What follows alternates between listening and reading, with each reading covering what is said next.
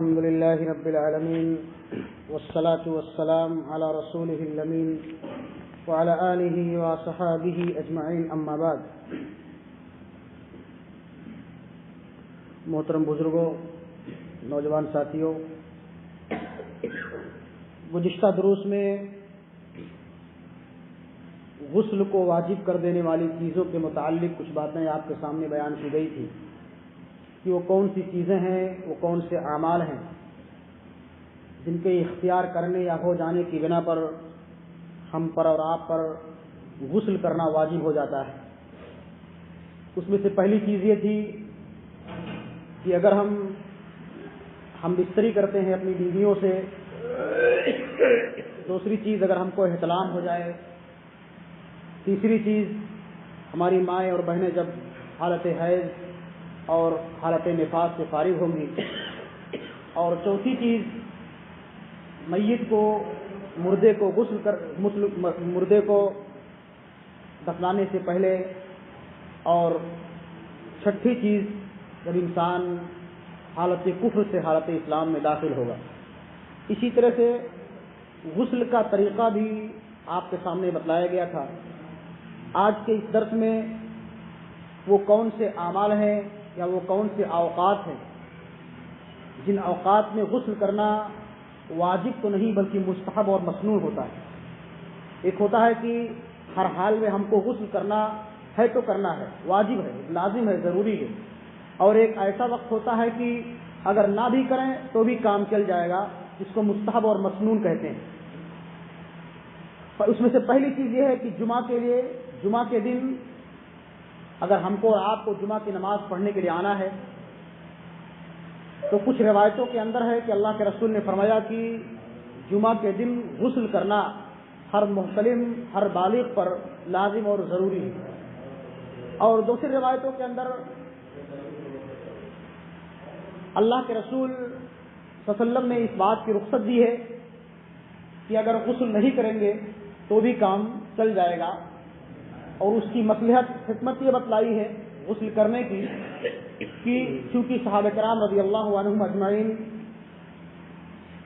بہت غربت اور فلاشی اور محتاجگی کے عالم میں زندگی گزارا کرتے تھے. ان کے پاس پہننے کے لیے کپڑے اور لباس نہیں ہوا کرتے تھے. ایک ہی لباس کو وہ لوگ پہن کر کے کام کاج بھی کرتے تھے اور اسی لباس کو پہن کر کے مسجد میں نماز پڑھنے کے لیے چلے آیا کرتے تھے. تو ایسی صورت میں ان کے جسم سے پسینے کی بدبو آیا کرتی تھی اور اونی کپڑا جو کپڑا پاتے تھے اسی کو پہن لیا کرتے تھے. نہ تو نرم کپڑا ملتا تھا نہ گرم کپڑا ملتا تھا، جو بھی کپڑا ملتا تھا اسی کو وہ پہن لیا کرتے تھے. تو جب گرم کپڑے پہننے سے جب پسینہ انسان کے جسم سے نکلتا ہے تو اسے بدبو آنے لگتی ہے. اسی لیے اللہ کے رسول نے فرمایا کہ جب تم خاص طور سے جمعہ کے دن مسجد میں آیا کرو تو اچھے سے اچھا لباس، صاف ستھرا لباس پہن کے آیا کرو اور غسل کر کے اور خوشبو لگا کر کے آیا کرو تاکہ دوسرے بھائیوں کو، مسلمین کو اور فرشتوں کو تکلیف نہ ہو. تو یہ اللہ کے رسول کی حکمت اور مصلحت تھی. اسی لیے اللہ کے رسول نے کہا کہ جمعہ کے دن غسل کرنا یہ مستحب اور افضل اور بہتر ہے. اور اگر کوئی بیماری ہے، کوئی پریشانی ہے، انسان حالت سفر میں ہے یا اس کو چوٹ لگی ہے، تکلیف ہے، اس کے پاس لباس نہیں ہے، کپڑا نہیں ہے، پانی میسر نہیں ہے، اگر وہ غسل نہیں کرتا ہے تو بھی وہ جمعہ کے دن آ کر کے نماز پڑھ سکتا ہے. اگر ایک روایت کے اندر اللہ کے رسول فرماتے ہیں کہ جس نے اچھی طریقے سے وضو کیا تو اس کا وضو اچھا ہے، لیکن اگر وہ اچھے سے غسل کر کے آتا ہے تو اس کے لیے اور افضل اور بہتر ہے. اس لیے جمعہ کے دن غسل کرنا یہ مسنون اور مستحب ہے، واجب نہیں ہے. دوسری چیز یہ ہے کہ عیدین کے لیے، عید الفطر کی نماز اور عید الاضحیٰ کی نماز پڑھنے کے لیے جب ہم اپنے گھروں سے مسجد میں یا عیدگاہ میں جائیں تو غسل کر کے جائیں. یہ مسنون اور مستحب ہے، واجب اور ضروری نہیں ہے. جیسا کہ اللہ کے رسول کا فرمان ہے کہ جب تم اپنے گھر سے نکلو عیدگاہ کے لیے تو اچھے سے اچھا لباس اور خوشبو لگا کر کے ایک راستے سے جاؤ، دوسرے راستے سے آؤ، کچھ میٹھی چیز کھا کر کے جاؤ. یہ اس طرح سے اللہ کے رسول کی سنت ہے اور یہ ہم پر واجب اور ضروری نہیں ہے. تیسری چیز یہ ہے کہ اگر ہم اور آپ میت کو غسل دیتے ہیں، اگر ہم اپنے مردے بھائی کو نہلاتے ہیں تو اللہ کے رسول کا فرمان ہے کہ جو اپنے مردے کو غسل دے، نہلائے، تو اس کے لیے چاہیے، بہتر ہے کہ وہ غسل کرے، اور جو انسان اپنے مردے بھائی کو اٹھاتا ہے اس کے لیے بہتر ہے کہ وہ وضو کرے۔ یہ لازم اور ضروری نہیں ہے بلکہ مستحب ہے۔ انسان اگر مردے بھائی کو نہلاتا ہے تو اس کے لیے بہتر ہے کہ وہ غسل کر لے، اگر غسل نہیں کرتا ہے تو بھی اس کے لیے جائز ہے۔ نمبر 4، احرام باندھنے کے لیے، ہم اور آپ اگر حج اور عمرہ کرنے کے لیے جاتے ہیں تو یہ مستحب ہے کہ انسان جب اپنے احرام کو باندھے، احرام پہنے، اپنے احرام کے اس کپڑے اور لباس کو پہنے تو اس سے پہلے غسل کر لے۔ یہ اللہ کے رسول کی سنت ہے، واجب نہیں ہے۔ نمبر 5، مکہ مکرمہ میں داخل ہونے سے پہلے انسان کو چاہیے کہ وہ غسل کر لے، یہ اللہ کے رسول کی سنت سے ثابت ہے۔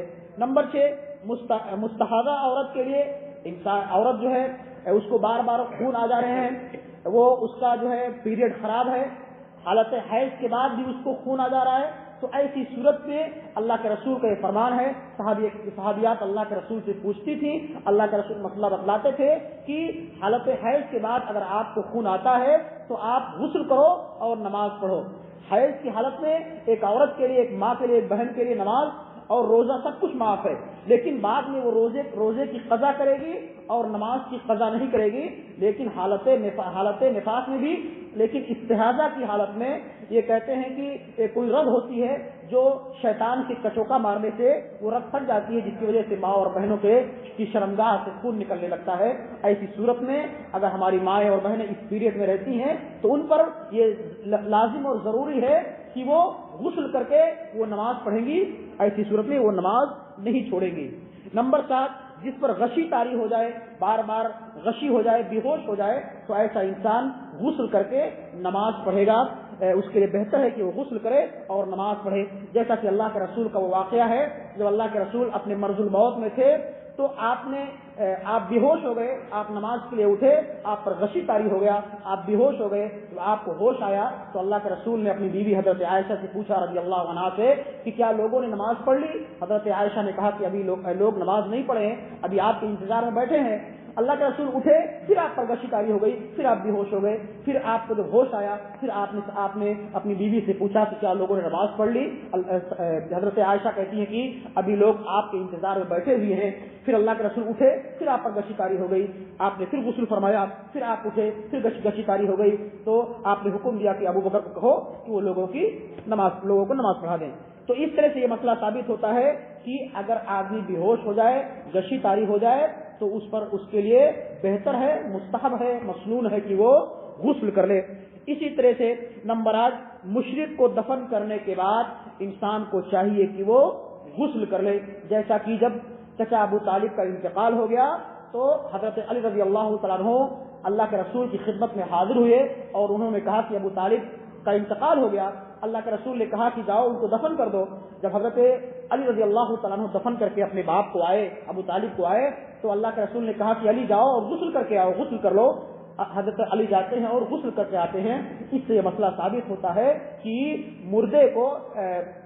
مشرک کو دفن کرنے کے بعد غسل کرنا یہ مستحب اور مسنون عمل ہے۔ یہ تمام چیزیں جو اختصار کے ساتھ آپ کے سامنے بیان کی گئی ہیں، جو کتاب و سنت سے ثابت ہیں، جو واجب اور ضروری نہیں بلکہ مستحب ہیں، جس کے اپنانے سے اللہ رب العالمین ہم کو اور آپ کو اجر و ثواب دیتا ہے، اور اگر ہم چھوڑ دیتے ہیں تو اللہ ہم کو گناہ نہیں دے گا۔ اللہ رب العالمین سے دعا ہے کہ مولا کریم کو ہمیں کتاب و سنت کی روشنی میں ان تمام تعلیمات اور احکامات پر عمل کرنے کی توفیق عطا فرما، آمین۔ وما توفیق الا باللہ۔ السلام علیکم و رحمۃ اللہ۔